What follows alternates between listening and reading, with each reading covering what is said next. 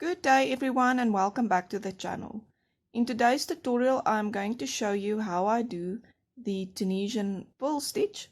I have two tutorials already on the channel for how to do the foundation chain and foundation row and how to do the Tunisian Simple Stitch.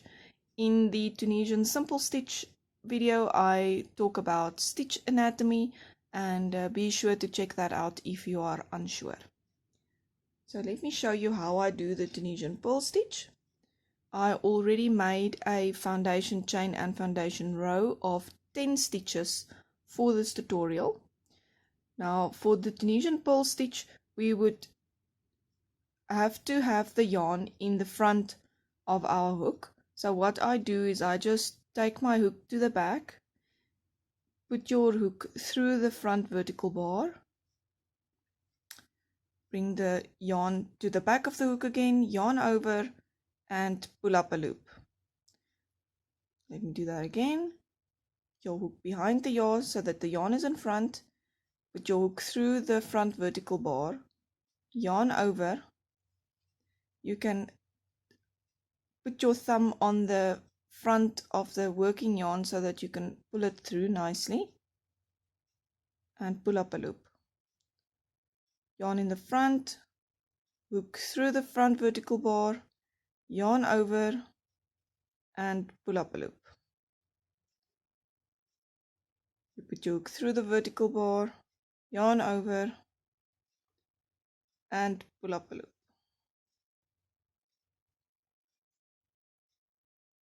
Yarn to the front, through the vertical bar, yarn over, pull up a loop.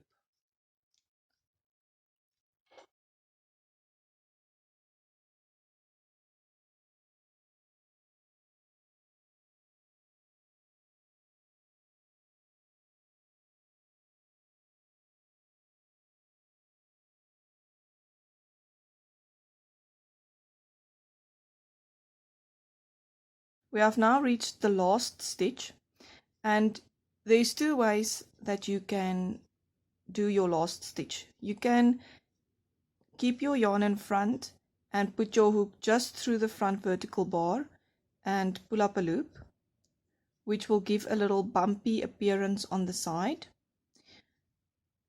I personally are not much of a fan of this because I'm usually making blocks and joining them together, and I always want a neat edge on the side on where I can work my next block or join for a border or something. So I usually do the normal Tunisian Simple Stitch method, which is called Tunisian Simple Stitch wise, and I would just keep my yarn in the back, put my hook through both loops, yarn over and pull up the last loop like a normal Tunisian Simple Stitch. For the return pass, you just pinch that tight, make one chain, yarn over, pull through two, yarn over, pull through two until you have reached the beginning of the row again, and you have just one loop left on your hook like that. So let's do another row. Remember, for the Tunisian Purl Stitch you need your yarn in front, hook through the front vertical bar, yarn over, pull up a loop,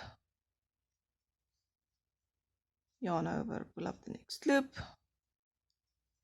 and you just continue in this manner for the Tunisian Purl Stitch. Now when you know the Tunisian Simple Stitch and the Tunisian Purl Stitch, you can make beautiful different stitch types as well. I personally love the honeycomb stitch.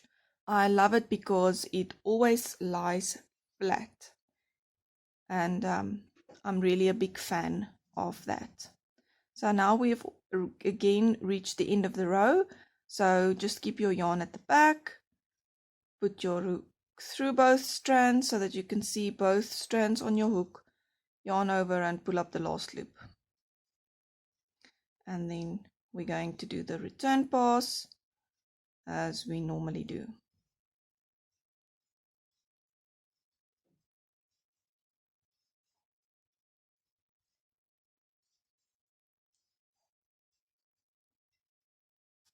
I'm going to do a few more rows, and then I'm going to be back to show you how to do the bind off for this stitch. Right, so just before we do the bind off, I just quickly want to show you to count your rows. You can count your rows in the same manner as with the Tunisian Simple Stitch by flipping it to the side, by counting these V's, 1, 2, 3, 4, 5, 6, 7, 8 V's, which is we've done 8 rows.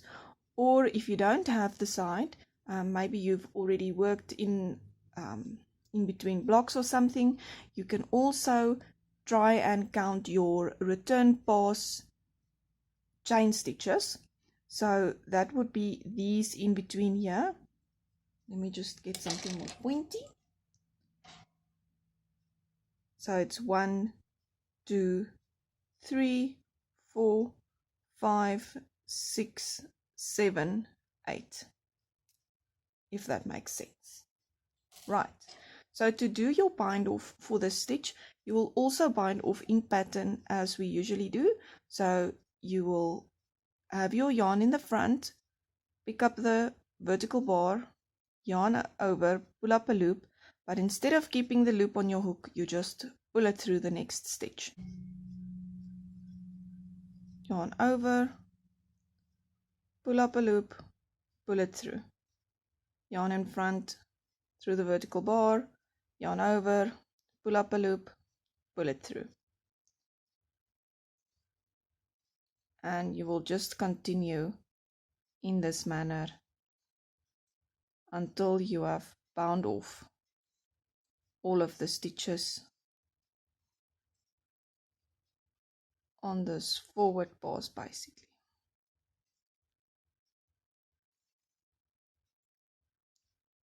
And there you have it, bound off.